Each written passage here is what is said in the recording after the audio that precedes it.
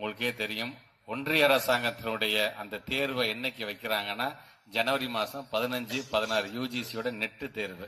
ஆக நம்ம எப்படியெல்லாம் நம்மளை வஞ்சிக்கணும், நம்முடைய பண்பாடு கலாச்சாரத்தை எப்படியெல்லாம் குறுக்கிடுங்கிறது உட்காந்து யோசிச்சு செய்வாங்க. அப்படி இருக்கு. இடைநிற்றலே இல்லாத மாநிலம் எதுவென்று சொன்னால் அது தமிழ்நாடு என்கிற பெயரை நாம் பெற்றிருக்கோம் என்று சொல்லும்போது எங்களுக்கு என்ன ஆச்சுன்னு எங்களுக்கு தெரியும். எங்ககிட்ட நீங்க கொடுத்துருங்க. உடனே இதை சொன்னால் அந்த மாநிலத்தில் தேசிய கட்சியினுடைய மாநிலத்தில் ஒரு தலைவர் அக்கா தமிழிசை சொல்றாங்க, அன்பில் மகேஷ் பொய்யாமொழி அவர்களே, வரலாறை தெரிந்து கொள்ளுங்கள். இது எப்பொழுது மாநில பட்டியலில் இருந்து எங்களுக்கு வந்தது தெரியுமா? கன்கரண்ட் லிஸ்ட் எப்போது வந்து தெரியுமா? எந்த ஆட்சி காலத்து வந்தது தெரியுமான்னு சொன்னாங்க. நான் திருப்பி சொல்றேன், அக்கா அவர்களே, கன்கரண்ட் லிஸ்ட் அப்படின்னாலே அது ஒத்திசைவு. அந்த ஒத்திசைவு என்று சொன்னா 2 பேரும் சேர்ந்து கலந்து முடிவு எடுக்கலாமா எடுக்க வேணாமா, உங்களுக்கு அது ஒத்திசைவோடு இருக்கிறதா என்று கேட்கணும். என்ன சொல்றீங்க? மும்மொழி கொள்கையில நீ கையெழுத்து போட்டாதான் நான் உனக்கு இந்த காசை தருவேன் அப்படின்னு சொல்றீங்களே. யூனியன் மினிஸ்டர் என்ன சொல்றாரு? ஒன்றிய மாண்புமிகு